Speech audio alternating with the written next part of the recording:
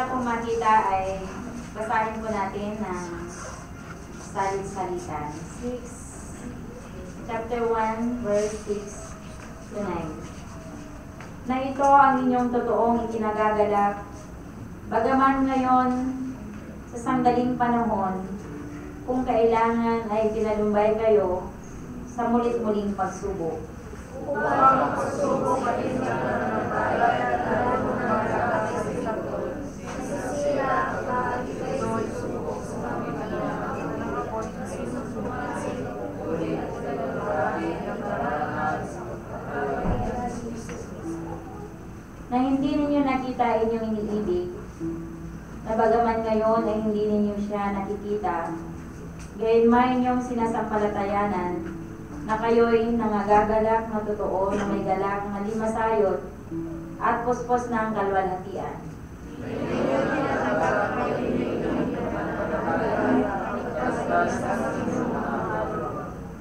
Tayo pinumalangin, hilingin natin kay Sister Ruth ang pangunguna.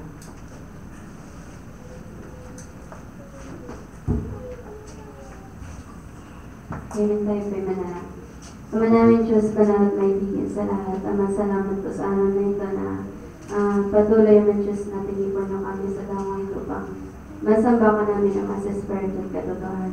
Salamat naman na patuloy na binubuhos niyo po ang iyong pagpapahal ng Espirituan na nakamit na po namin sa umagang ito. Ngayon po'y napadako na po kami sa pinakamahalagang gawain mo sa umagang ito, ang mensahe, ang pakikinig ng iyong mga salita, aming Diyos. Ama, sa oras na ito patuloy na inanyayahan namin na yung Santong Espiritu na siyang tumulong at siyang gumabay sa bawat isa sa amin, aming Diyos. Lalo na sa iyong itinayong gagamitin niyo sa oras na ito, aming Diyos. Kayo po ang siyang magbigay sa kanya ng sapat na talino, wisdom, karunungan na nagmumula po sa inyo, aming Diyos. Nang nabasa naming teksto na siyang basyahan ng mensahe sa umagang ito, patuloy nawa na i-bless niyo po ang bawat versikulo na pagbabatayan ng iyong mensahe na aming Diyos sa umagang ito ay matugunan po yung pangangailangan namin kaluluwa. Gamitin niyo po siya na dahiluyan ng pagpapala, gamitin niyo po ang kanyang mga bibig na mailabas po o mapahayag niyo po ano man yung kalooban niyo, mga liwanag na yung mga salita ng Diyos na ibig niyo pong ipaabot sa amin sa umagang ito. At tama sa amin na narito, bigyan niyo po kami ng mababang kalooban, puso at isip ang Diyos na bukas sa Diyos na handang tanggapin kung ano man yung ibig niyo po at nais sa bawat isa sa amin. Alam po namin naman Diyos na ang gawain ito ay sa iyo po amin Diyos at hindi niyo po kami pababayaan naman Diyos at wala po kami kakayahan po sa aming sarili. Kaya isinasapalataya na namin naman Diyos na tinugunan niyo na po yung pangangailangan namin at yung tagumpay ng gawain sa umagang ito ay pinagkaloob niyo po aman Diyos. Patuloy nawa na ang iyong presensya ang siyang madama namin, yung kagalakan ng aming puso sa pakikinig ng iyong mga salita aman Diyos. Itinataboy namin ang gawa ng Diablo sa oras na to. Tutulungan yung bawat isa sa amin naman Diyos na may sentro namin aming puso at isip sa pakikinig ng mensahe ng iyong mga salita aman Diyos. At ingatan niyo po ang dakong ito hanggang kayo makatapos at ang lahat ng kapurihan kalulatian. Aming pinabalik sa iyo sa pagkat ng lahat ng ito ay aming hinihiling sa matamis na pangalan namin Panginoong Jesus. Amen. Amen po ay marinig natin ang time topic na ibigay sa atin ni Sister Sarah.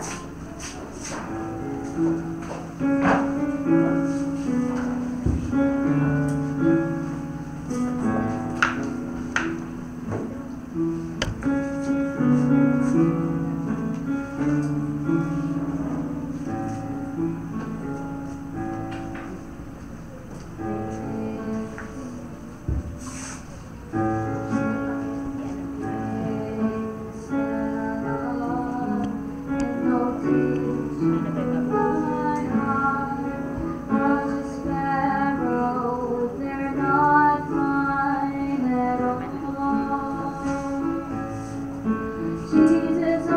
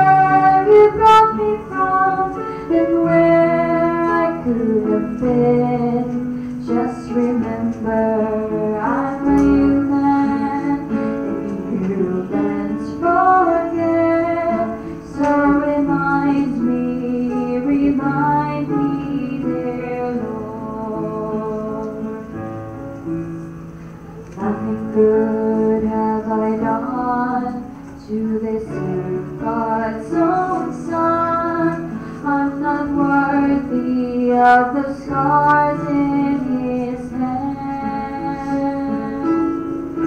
Yet he chose the road to Calvary to die in my stead. How he loved me, I can't understand. Roll back the curtain of memory now and then. Show me where you brought me from and where I could have been. Just remember, I'm a human, humans forget. So remind me, dear Lord. Amen. Things that I love and hold dear to my heart are just sparrows, they're not mine at all. Jesus, only let me use them to brighten my life. So remind me, dear Lord. Roll back the curtain of memory now and then. Show me where you brought me from and where I could have been. Just remember that I'm a human and humans forget. So remind me, dear Lord.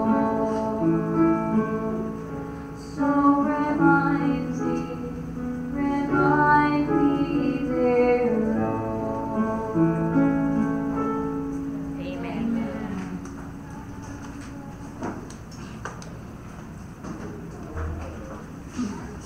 Maraming salamat sa Panginoon sa napakagandang awitin na ating narinig sa umaga nito. Reminder, sana ay lagi tayong remind ng ating Panginoon sa mga bagay na dapat nating alalahanin upang lalo natin siyang mamahal sa ating buhay. Salamat sa ating Panginoon sa buong panahon ng ating ginugol na sa lugar na to. Alam kong nandito ang Espiritu ng Diyos na hindi nagkulang sa atin upang padama niya ang kanyang pag-ibig, kanyang presensya, at ang mga salita niya naway magkaroon ito ng kapangyarihan sa buhay ng bawat isa sa atin. Ang pamagat ng ating pag-aaralan sa umagang ito ay Christians have trials.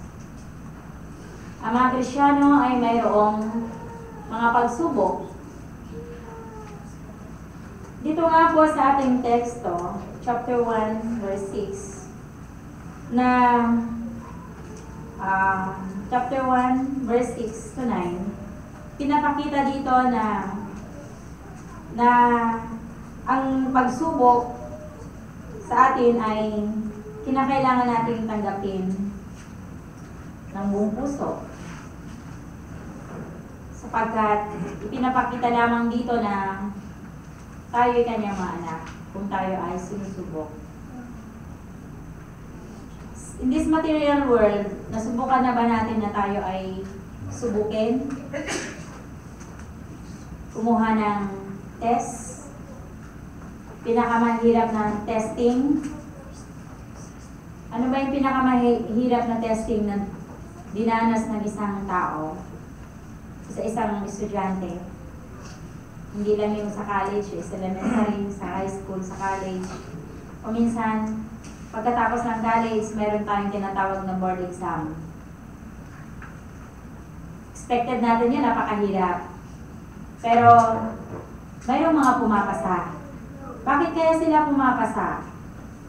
Pinag-aralan nila yon, after 4 years sa college, 5 years minsan sa mga doctor, 10 years.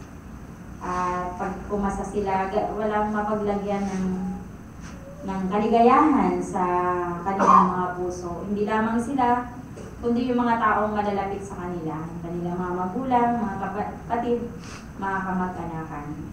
Kaya nga dito, kapag ikaw ay prepare sa test na yon, natural naman na expected naman natin na tayo ay papasa. Kung wala ka man lang pa-review at andun lang nakatago ang iyong mga notes bago ka kumuha ng exam, anong i-expect natin, diba? Pero kung napagtagumpayan natin yung testing na yon at pumasa tayo, walang mapaglagyan ng kaligayahan sa ating puso. Ang pagsubok, ito ay parte sa buhay ng isang Kristiyano. Maging sa Old Testament times, people who followed God are tried and tested. But through faith in God, in Jesus Christ, we can experience victory. Hindi lamang sa Old Testament times, maging sa New Testament, marami ring mga tao ang Diyos na naging matapat, na sumusunod sa Kanya, na sinubok. Pero sila ay hindi natalo, kundi sila ay nagtagumpay. Bakit? Ito ay sa pamamagitan ng kanilang pananampalataya. Kaya nga isa si Pedro na nung una, naging talunan siya. Pero nung inialay niyang lubos yung kanyang buhay, na-defeat din niya yung kanyang kalaban. Naging matagumpay siya. Hanggang sa huling sandali ng kanyang buhay, itinaas niya ang pangalan ng ating Panginoon. Na-defeat niya si Diablo na number 1 na kalaban ng ating mga kaluluwa. Ano ba yung pagsubok sa ating mga kaluluwa? Sabi niya rito sa John chapter 16, verse 33.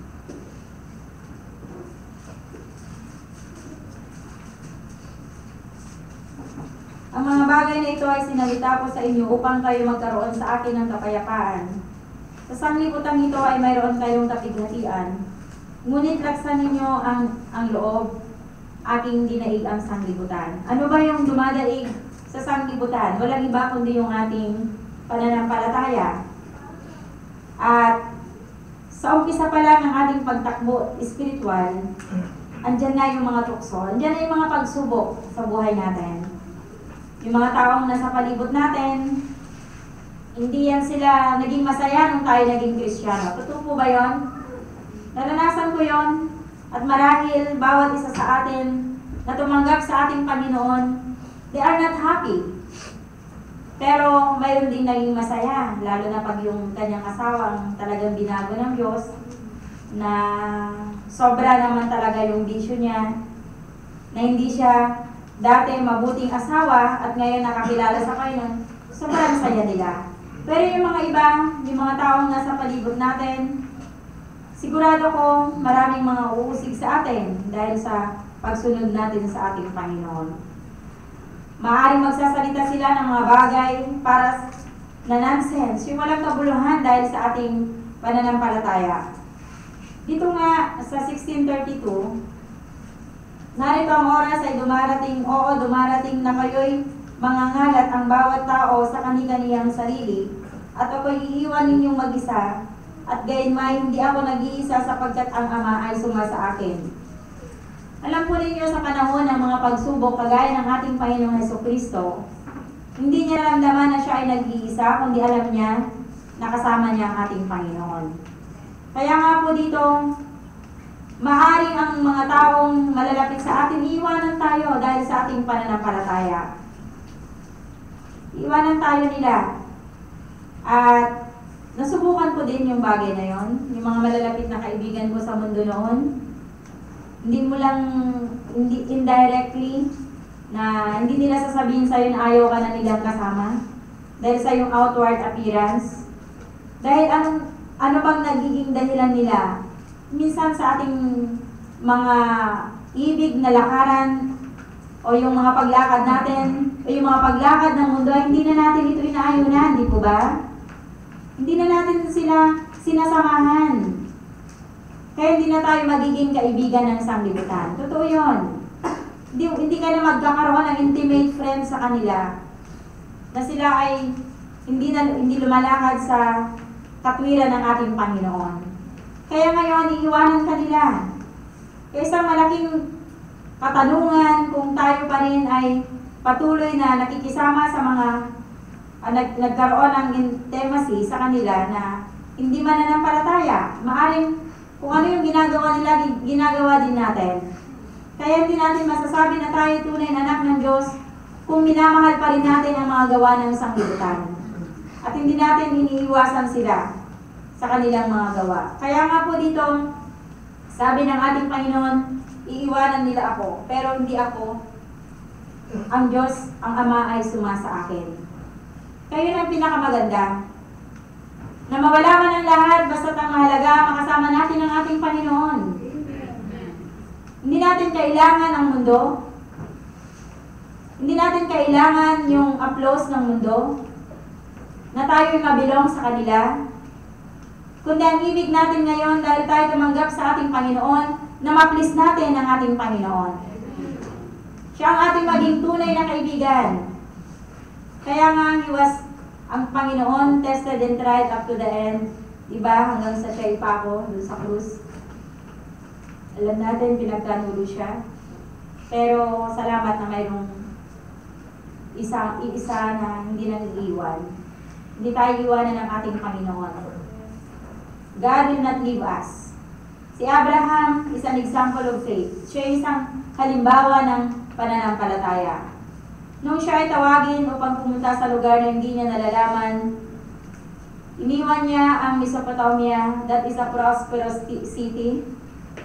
Sa Haranian, naroon ang kanyang mga kamag-anakan at magandang pamumuhay. Subalit nung sinabi ng Diyos sa Genesis chapter 12 verse 1, sabi niya, umalis ka sa dakong iyong kinaroroonan at ituturo ko sa iyo ang lugar na iyong paroroonan. Kaya nga, sa pamamagitan ng pananampalataya, si Abraham iniwan niya yung kanyang bayang sinilangan at tumungo sa lugar na hindi niya nalalaman upang sundin ang kalooban ng ating Diyos sa kanyang buhay. Nangyari na po ba yun sa atin? Na nung tanggapin natin ang ating Panginoon, Panginoong Diyos, iniwan ko na ang lahat. I forsake all. Iniwan ko na ang aking sarili. Iniwan ko yung mga iba, iniwan yung kanilang sariling mga pangarap. Ito yung dream ko na maging kurso ko, Panginoon. Pero masigit, itong course na to, na kinuha ko ay mapaglilingkuran kita sa aking buhay. Di ba napakaganda yon? Hindi mo mababayaran yan ng anumang salapi sa mundo ito. Yung tunay na paglilingkod sa ating Diyos. Alam niyo yung pagpupunta namin dun sa San Pablo, ako'y nahamon sa isang kabataan. Napakabata pa niya sa pananampalataya, napakabata pa niya sa edad. Pero napaka-mature yung kanyang pananampalataya sa Panginoon. Na lagi siyang ready. Lagi siyang handa. Naibigay yung kanyang panahon para sa isang gawain ng ating Diyos. At hindi lamang siya, kundi alam ko sa ating kalagitnaan ay merong nagbibigay ng kanilang buhay sa ating Diyos. Ng kanilang mga talino. They are tested. Sinusubok din sila sa kursong niya na kinuha nila. Pero iniisip nila, itong course na to, Panginoon, kinuha ko to para sa iyong kalwalatian. Kaya nga sa buhay natin ito, ano yung ating iniwan na upang masunod natin ang kalooban ng ating Panginoon? Meron na ba tayong iniwan? Iniwan na ba natin ang mundo? Iniwan na ba natin ang ating mga sarili? Upang masunod lamang, mapaglingkuran lamang ang ating Panginoon? Iniisip pa natin kung ano ang ating maaring itulong para ang iglesia nito ay lalong tumibay? O nasasapatan na lang tayo na sa tuwing araw ng Linggo, Biyernes, pupunta lang sa panambahan? Meron ba tayong mini-ministeryo ng mga kaluluwa upang ating madala sa bahay dalaginang ito? Ako'y naniniwala na tayo'y haharap sa hukuman ng ating Diyos, sa harapan ng ating Diyos. Hindi lang yung ating sarili ang ating dadalhin doon. Panginoon, nandito ako. Nagtagumpay ako sa aking sarili. Kundi sana masabi natin, at least one soul, O Lord. ay madala natin sa kanan ng ating Panginoon. Kaya nga po dito, si Abraham, isa siyang halimbawa sa pananampalataya. Walang tanong-tanong, walang reklamo. Nung siya ay utusan ng ating Panginoon, hindi niya sinabi, Panginoon, busy ako eh. Panginoon, maglalaba pa ako. Panginoon, ang dami kong trabaho, Monday to Friday, ang dami kong trabaho sa aking pinapasukan. At ito lang yung araw ng aking rest day, Sabado lang. Bukas magsasamba naman. Hindi natin gagawing dahilan ito sa ating Panginoon. Kung ibig, mayroong paraan, pag-ayaw, mayroong dahilan. Kaya bilang mga anak ng Diyos, mga Kristiyano, ini-empty natin ang mga bagay sa mundong ito upang ma-please natin, mapaglingkuran natin, maibigay natin yung karapat-dapat na paglilingkod sa ating Panginoon. Kaya nga po dito si Abraham, nung siya ay pumunta sa lugar na yun, hindi napakadaling bagay mga minamahal. Biro mo yun? Hindi madaling bagay yung kanyang gagawin. Pero, ginawa niya dahil mahal niya ang ating Panginoon. Kung minsan, sa ating pagsunod sa ating Panginoon, sabi ko nga kanina, mayroon tayong iiwanan. Our old friends, our old walk, yung ating lumang paglakad, iiwanan mo na yun. Hindi yung sasabihin natin, Kristiyano tayo, yung lumang paglakad natin ay binabalik-balikan natin. Yun pa rin ang ating nilalakaran. Mga minamahal, kapag ibig natin na ma-please ang ating Panginoon, yung luma nating pagkatao, luma nating paglakad, iniwan na natin yan, hindi na nagmamanifest sa atin. Dahil ang mga taong nakapalibot sa atin, tinitignan tayo. Sabihin nila, bakit ganon? Ba't ganon siya manalita? Hindi na purify yung kanyang pananalita. Yung kanyang kilos, bakit ganon? Ibig ba natin na mapulaanan ang ating Panginoon? Kapag tayo binago ng Diyos, be kind to everyone.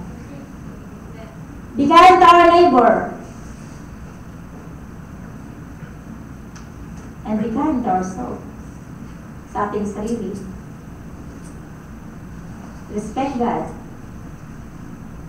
Ang ating Panginoon na siyang tumawag sa atin. Dahil tayo ay mga anak ng Diyos. Napakaganda ng ating pinag-aralan kaninang umaga. Our old life. Kailangan iwanan na natin. Sometimes our dreams and plans in life. Panginoon, ito dati yung pangarap ko. Pero dahil sa'yo, hindi natin ibinababa yung ating sarili. Ang ating calling, it is the very high calling na itinawag ng Diyos sa bawat isa sa atin. Napakataas ang pagtawag ng Diyos sa iyo sa umagang ito. Kaya huwag kang ma-discourage. Sabi nga ng awitin, brother, don't be discouraged, diba? Sister, don't be discouraged. Lagi natin isipin yon, ini-encourage tayo ng ating Panginoon. Si Abraham, nung siya itawagin ng Panginoon, hindi siya nadismaya. Umalis siya. Kagad-agad, tumalima siya sa tinig ng ating Panginoon sa kanyang buhay. Kaya nung tumanggap tayo sa ating Panginoon, God has a new way for us to follow. Mayroon siyang bagong daan na ito yung kanyang itinatawag sa atin, the straight and narrow way. Ang makipot na daan para sa iyo, para sa akin. At ang dulo nito ay buhay na walang hanggan. Kaya nga dito, nakita natin, nung tumalima si Abraham, anong nangyari sa kanya? Napahamak po ba siya? Nag-regret po ba siya? Di ba't hindi? Nakita niya kung paano siyang sinamahan ng ating Panginoon.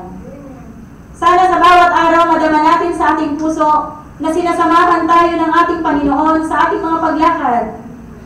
Kung minsan mayroon tayong mga sakit, may mga karamdaman tayo, pinapagaling tayo ng ating Panginoon. Minsan meron tayong mabigat na daladala sa ating puso. Pagkatapos nating dumalangin sa ating Panginoon, iniibsan niya yung ating mabigat na pasanin. Di ba't napakagandang buhay na sumunod sa ating Panginoon?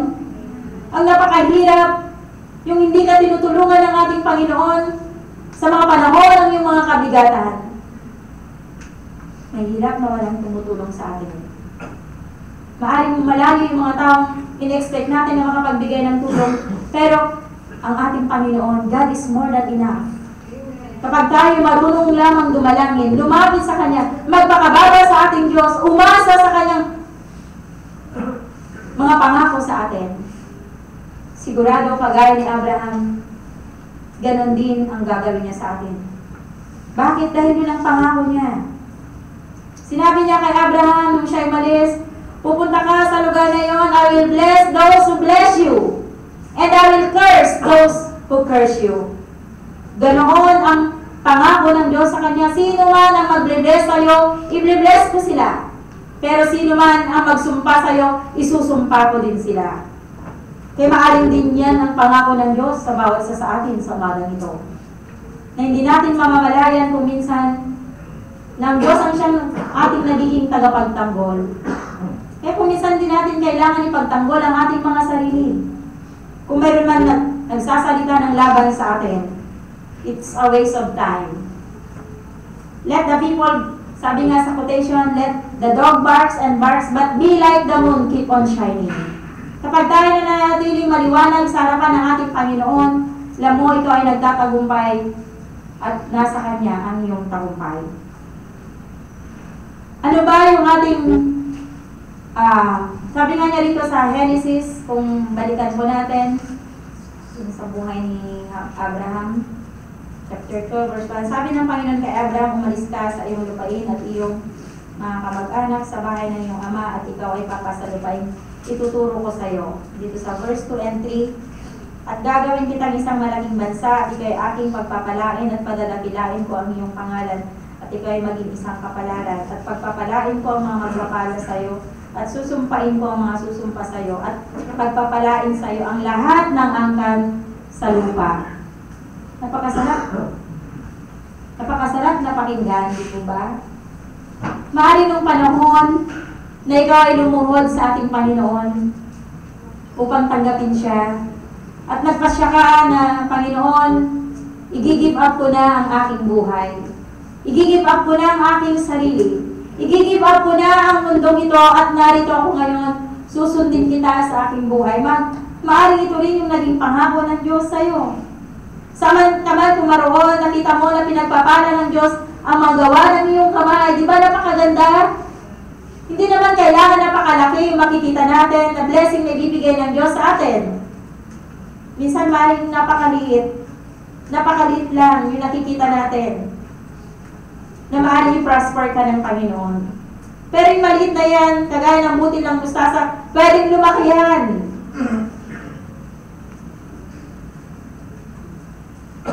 Na nasa pabor ng Diyos.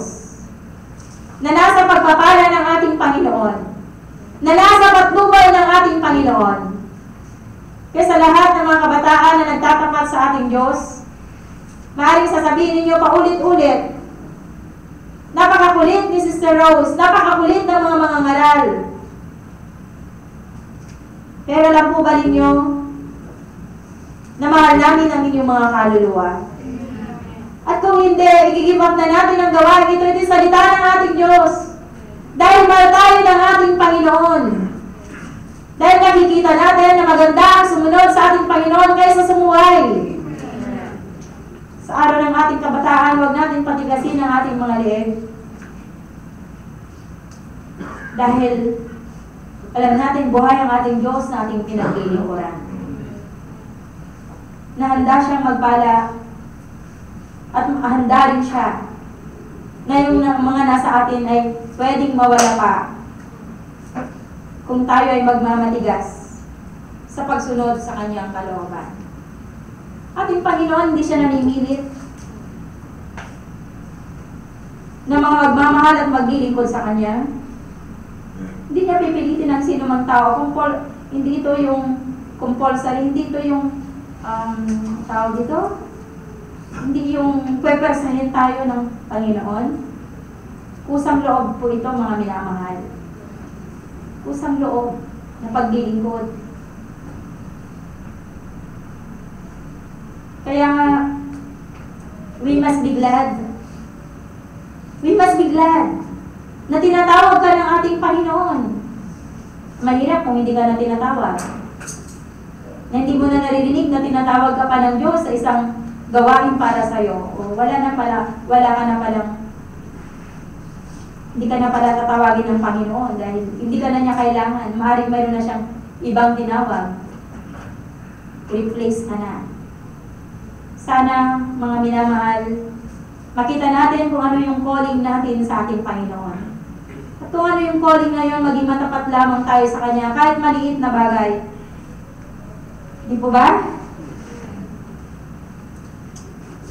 Ano ba talaga ang gusto natin? To follow or to disobey? Salamat sa Panginoon, nandito tayo sa magang ito. Alam kong ibig pa rin natin sumunod sa kalooban ng ating Diyos. Dahil bumabalik-balik tayo sa lugar na to. Kung hindi, maaaring hindi na kayo pupunta. Ayaw ko na pumunta doon sa katarungan. Dahil ayaw na natin talagang sumunod sa Panginoon. Isang hope, isang pag-asa, na nandito pa rin ang bawat isa sa atin. Ibig natin, handa natin isubmit ang ating sarili sa kalooban ng ating Panginoon. Sana magmadali tayo. Panginoon, ibig ko na sa lalong madaling panahon, ibigay ko ang aking puso sa iyo, ang araw ng aking kabataan, upang higit mo akong magamit, upang lalo pang lumago ang iyong gawain, at mag-prosper ang iyong iglesia sa pamamagitan ng iyong alipin. Alam niyo mga minamahal tayo, mga alipin ng ating Diyos na walang kabuluhan. Kahit kung minsan maaaring binibigay mo na, ito na yung the best ko, Panginoon. Kulang pa, pero alam ng Diyos na yun na talaga na ibibigay mong best mo sa Kanya. Pagpapalain ng Diyos ang mga gawain niya. Kaya nga po dito, another testing and trials nangyari kay Abraham. Ito, paulit-ulit natin pinag-aralan yung buhay niya, pero nakaka-inspire, di po ba? Sabi nga sa ulitin ni Sarah kanina, remind me, O Lord. Pinapakaganda naman talaga, nire-remind tayo sa mga bagay na Kanya mga magagandang ginawa sa ating buhay upang lalo nating makita yung kabutihan ng ating Diyos at atin siyang lubos na pakamahalin sa ating mga buhay. Sabi nga niya dito sa Genesis chapter 22 verse 1. At nangyari pagkatapos ng bagay na ito na sinubok ng Diyos si Abraham at kanyang sinabi, Abraham, at sinabi niya, narito ako, at kanyang sinabi, kunin mo ngayon ang iyong anak, ang iyong bugtong na anak na si Isaac, na iyong minamahal na pumaroon ka sa lupain ng Moria at ihain mo siya roon, handog na susunugin sa ibabaw ng isa sa bundok na aking sasabihin sa iyo. Mas mabigat na pagsubok. The most awaited son na hiningi niya sa Panginoon, ngayon kukunin ulit ito sa Kanya. Minsan nakakarinig tayo ng patotoo, yung aking bugtong na anak, di ba? Ganun na lamang ang pagmamahal ng mga magulang, lalo na kapag mag-isa. Pero hindi naman sinasabi na kapag anim na kayo, hindi na kayo mahal. Mas extended yung pagmamahal yan. Ako nga yung aking anak, kadugtong din ng aking puso yan. Kaya, inire-relay ko lang ito, yung kay Abraham. Kasi, ako wala namang bumuka sa aking anak para maranasan ko yung maramdaman ko. Hindi ko kaya explain sa inyo kung ano yung naramdaman ni Abraham. Kasi ako meron akong anak, pero hindi naman sinabi ng Diyos sa akin na dalhin mo yung anak mo dito at itapon mo sa dagat, diba, para offer. Diba, may mga ganong mga tribes, yung mga naghahandog sila.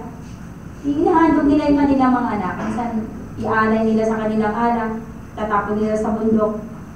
The best son, gano'n, the best daughter, gano'n. Ialay nila sa kanilang mga Diyos-Diyosan. Si Abraham, sabi niya, kunin mo ngayon si Isaac. Ang iyong bugtong na anak, sabi pa sa kanya, Yung talagang pinagdiinan pa ng Diyos, ang yung bugtong na anak. Napaka-painful siguro sa puso niya. Anong gagawin sa kanyang anak? Bibigyan ba siya ng present? Pararangalan ba siya? Hindi. Sabi niya, ihandog mo doon sa bundok ng Moria para sa akin. Alam niyo, kung babasahin niyo talaga yung kwento ni Abraham, the example of faith, the father of faith, walang ano-ano, madaling araw, gumising siya.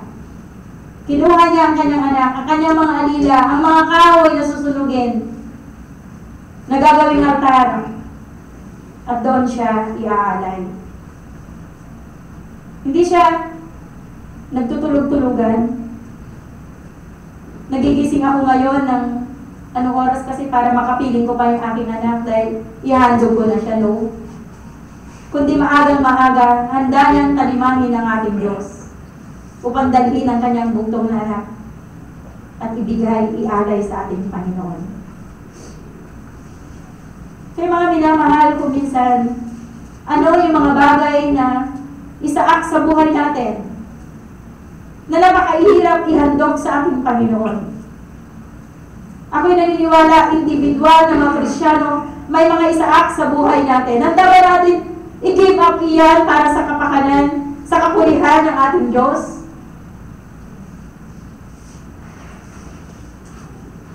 Mahirap ba na ibigay sa ating Panginoon? O huwag na nating antayin na kunin pa yan ng ating Panginoon sa atin.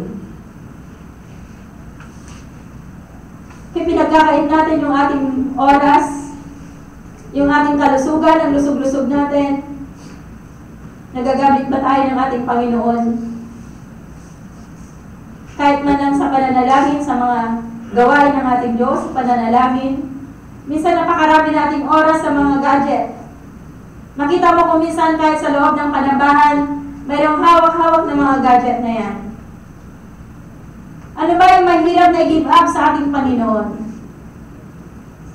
Alam niyo, bago pa man natin ibigay ang mga bagay na yan, ang Diyos ay nakalaan na ibalik ng higit at higit pa yung mga bagay na ibinibigay natin para sa Kanya. Amen? Ganon ang ating Panginoon. Pinapaboran din niya tayo. Ayaw din niya na maging ungkag tayo. Ayaw din niya na mawalan tayo. Ang ibig lang niya talagang makita sa atin, yung ating pagtalima at pagsunod sa kanyang kalooban. Kung gaano ba natin siya pinapahalagahan, higit ba itong mahalaga nito? Ito ba yung value ng Diyos sa buhay ko? Mas higit ba yung value mo, Panginoon, kaysa sa hawak-hawak kong ito, na hindi ko maibigay para sa'yo? Kasi Abraham, tumalima siya. Pumunta siya dun sa bundok, and a very hard question, nung andun na sila, nung tanungin siya ng kanyang bugtong anak, naayos na ang altar, Ama. At nasaan ang handog na susunugin? Nasaan, Ama? Kaya alam ni Abraham yung siya na.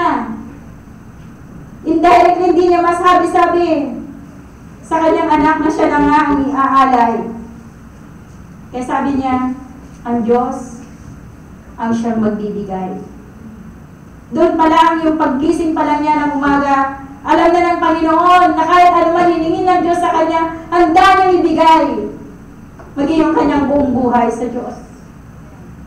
Kaya ba din natin i-give up ang ating buhay sa Kanya? Yung ating makinis na balat?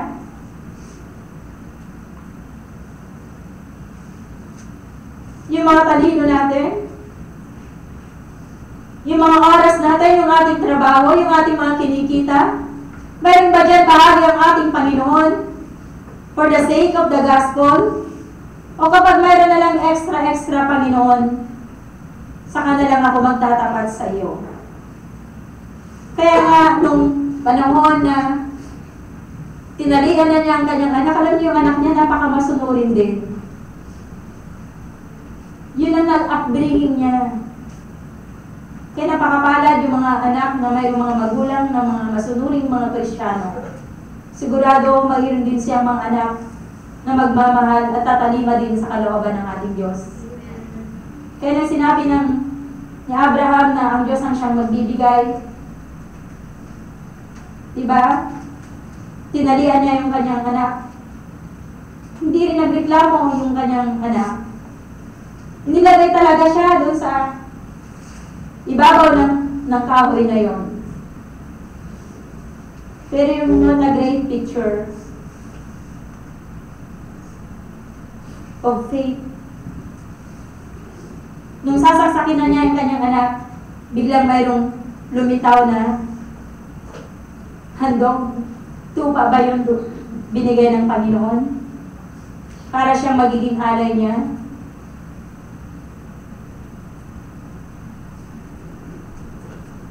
Kaya ang Diyos ang siyang great provider. Kahit alam na natin maaaring nawawalan ka, pero ang ating Panginoon pa rin, nire-replace niya yung mga nawawala sa atin. Kapag tayo nagtatapat sa ating Diyos, sapat-sapat lang siya. Naging enough lang din siya sa buhay natin. Na mamamangha ka sa kanyang mga gawa. Kung ikaw ay magmamasunurin sa kanyang kalooban. Sa gitna ng mga pagsubok ay naroon ang iyong puso sa Diyos ay handang tumalima sa Kanya.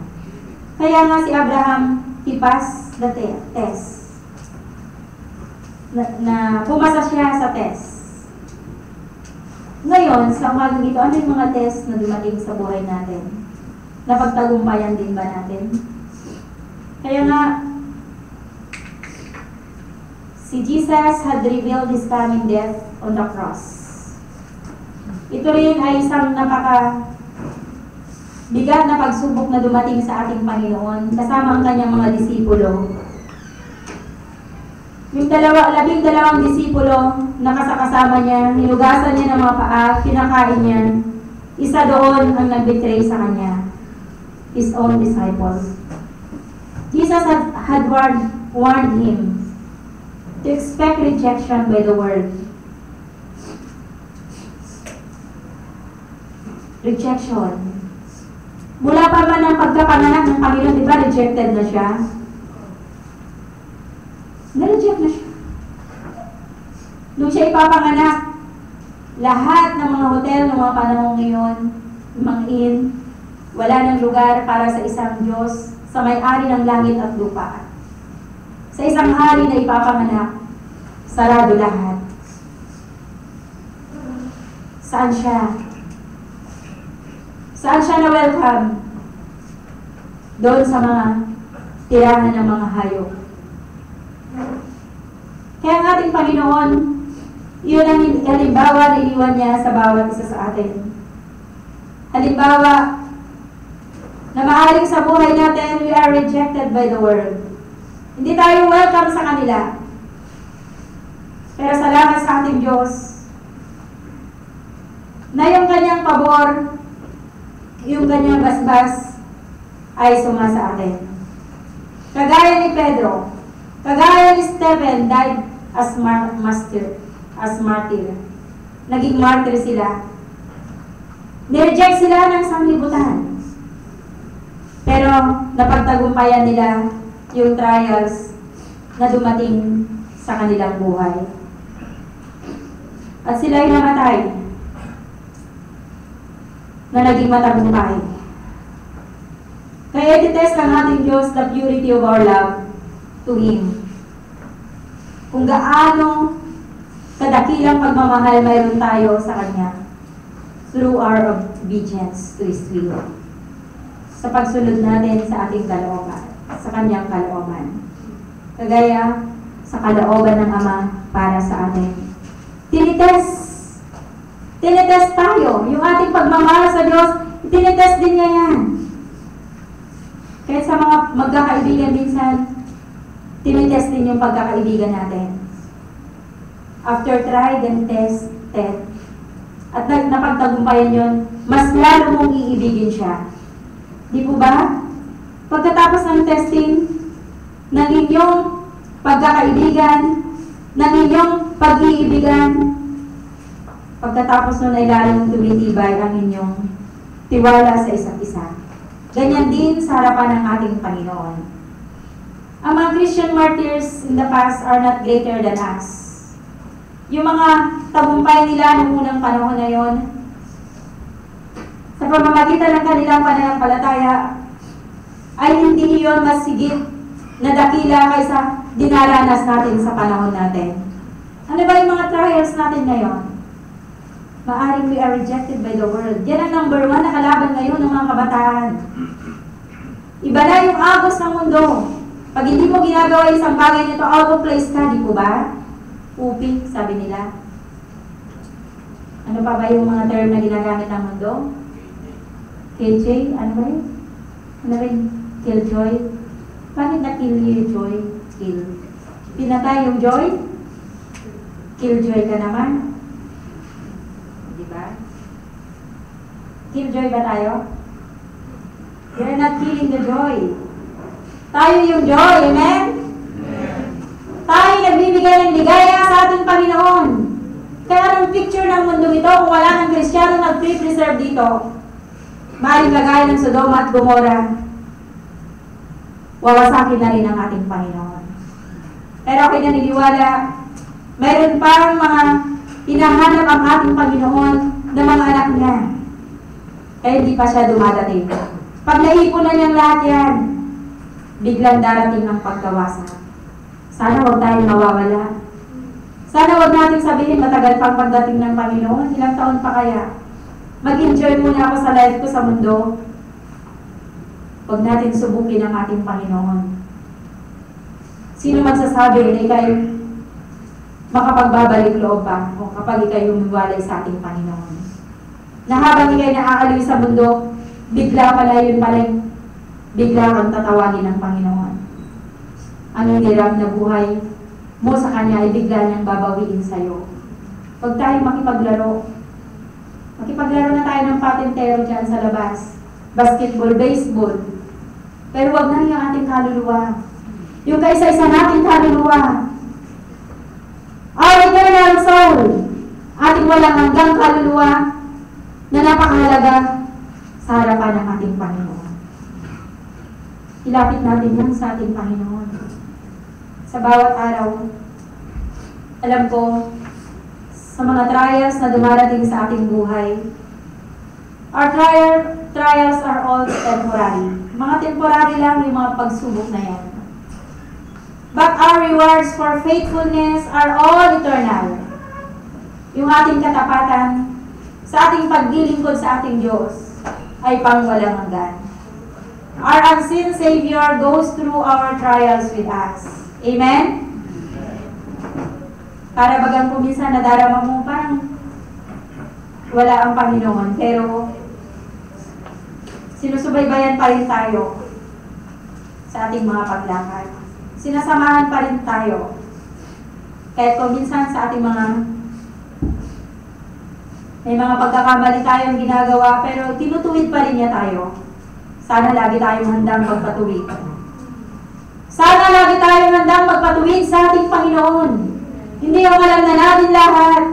Kagaya ni Pablo, ang ginagawa niya, nililimot daw niya yung mga bagay na nasa likuran at tinutungo ang mga bagay na nasa hinaharap. Ibig sabihin yung mga accomplishment niya na ginawa na niya, hindi niya laging inilalagay sa kanyang isip upang siya'y magmalaki. Kundi iniisip niya, limutin na niya yung mga accomplishment niya, yung mga nagawa niya. At patuloy siyang nagtutumulin ako, sabi pa niya eh. Ibig sabihin, handa pa rin siyang paturo sa ating Panginoon. Kaya kung ganyan ang kalooban ng isang Kristiyano, siguradong magiging malago siyang espiritual. Maging malago ang kanyang pananampalataya sa ating Panginoon. Dito sa 13:5, ang muling verse na po natin ito. Mag-ilag kayo sa pag-ibig sa salapi. Magkasya kayo sa inyong tinatangkilik, sapagkat siya rin ang magsabi sa anumang paraan hindi kita pagkukulangin, at sa anumang paraan na hindi kita pababayaan. Dito pa pala sa 2 Corinthians chapter 12, verse 9. At siya ay nagsabi sa akin, ang aking biyaya ay sapat na sa iyo, sapagkat ang aking kapangyarihan ay nagiging sakdal sa kahinaan. Kaya't bagkos akong nagmamapuri na may malaking galak sa aking kahinaan upang manahan nawa sa akin ang kapangyarihan ni Kristo. Kaya nga si Pablo, sinasabi rin niya, mayroon din akong kahinaan. Nabagaman kung titignan mo, yung kanyang nagplan siya ng maraming mga churches, marami siyang na-train na mga naglilingkod sa ating Panginoon, pero inaamin pa rin niya sa kanyang sarili na sa aking mga kahinaan, ang Diyos ang siyang nagpapalakas sa akin. May mga kahinaan ang bawat isa sa atin, at napakaganda kung yung mga kahinaan na yun ay nire-recognize natin sa ating sarili. Na hindi natin sinasabi na okay lang yun, kundi nababagabag yung ating puso. Panginoon, ibig ko na sa mga kahinaang ito, palakasin mo ako. Hindi na-approval na lang natin yung ating sarili, okay lang yung ginawa ko, kundi lagi natin search me, O God, and know the meditation of my heart, diba? Nagpapa-search tayo sa Panginoon. Handa tayo magpasubmit sa Kanya. Kung mayroon tayong mga pagkukulang. Lalo na kung mayroon tayong kasalanan sa umagang ito. Hindi pa talaga lumalapit sa Panginoon sa pagsisisi. Kung mayroon tayong mga kakulangan sa Panginoon, huwag natin i-ignore yung mga bagay niya. Kundi handa natin isubmit sa Panginoon ang lahat. Bilang mga Kristyano, may mga trials, matitinding mga pagsubok na dadating sa ating pananampalataya. Nawa masumpungan tayo ng Panginoon na patuloy na tumitiwala sa Kanyang makapangyarihang kamay. Na siya rin ang mag-aangat sa atin. Siya rin ang magtatayo sa atin. Siya rin ang tutugon sa ating mga kahilingan sa Kanya. Tayong lahat ay tumayo, tayo dumalangin. Hilingin natin dahil Sister Tess ang Panginoon.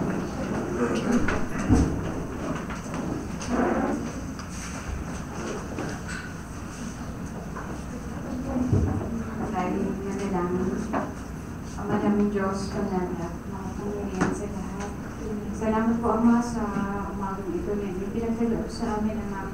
Kami po ay inyong binuklod upang po ay aming masamba sa Espiritu at katotohanan. Salamat, Ama, sa mga nagdaang bahagi ng gawain ito, Ama, kung saan ay patuloy namin nadarama ang iyong pagsama sa amin hanggang sa mga sandaling ito, Ama, na aming narinigan yung mensahe sa umagang ito, Ama.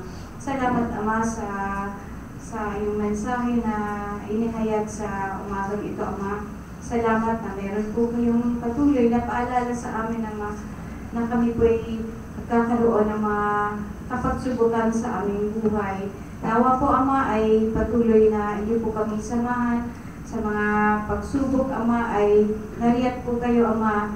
At nawa po, Ama, ay tulungan po kami, Ama, na patuloy na maging mapagsunod sa inyong kalooban naman. Sa gayon ay huwag mag-compromise ang aming pananampalataya sa inyo, Ama, at aming kung itong kundi pagkusama ay aming masunod po. Ano man po yung kalooban ninyo, Ama, at aming mapagtagumpayan ang mga pagsubok na inyong na aming kakaharapin at na sa aming hinaharap, Ama. Nawa po, Ama, ay ang inyong mga salita na naihayag sa umagang ito, Ama, ay magbigay kapangyarihan sa aming mga buhay, Ama. Sa gayon ay patuloy ang aming pagtalima sa inyong nais na aming lakarin, Ama, na landasin, Ama.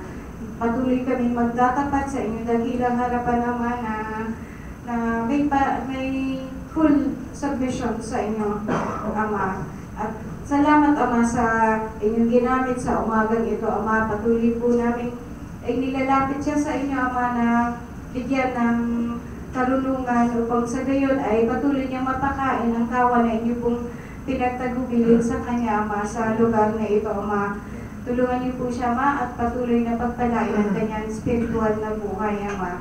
At sa mga susunod pa pong gawain, Ama, ay kami po ay patuloy na nag-aanyaya sa inyong banal na Espiritu na siyang sumama sa amin, Ama, hanggang sa matapos ang araw na ito, Ama, na may pagpapala at tagumpay na aming makamit sa araw na ito, Ama. Salamat po muli, Ama, sa inyong mga mensahe, Ama. Nawa po, Ama, ay amin din masunod sa aming mga buhay. Salamat sa umagang ito, Ama. At kung meron man po kaming mga kailangan pa, mga pagkukulang sa inyo, Ama, ay amin itong mailalapit sa inyo, Ama. Salamat at meron po kayong mga bahagi aming mailalapit ang aming mga pagkukulang sa inyo, Ama. Salamat po muli, Ama. Ito po ang aming dalangin sa tanging pangalan po ng aming Panginoong Jesus. Ulitin natin yung halik ng panawagan.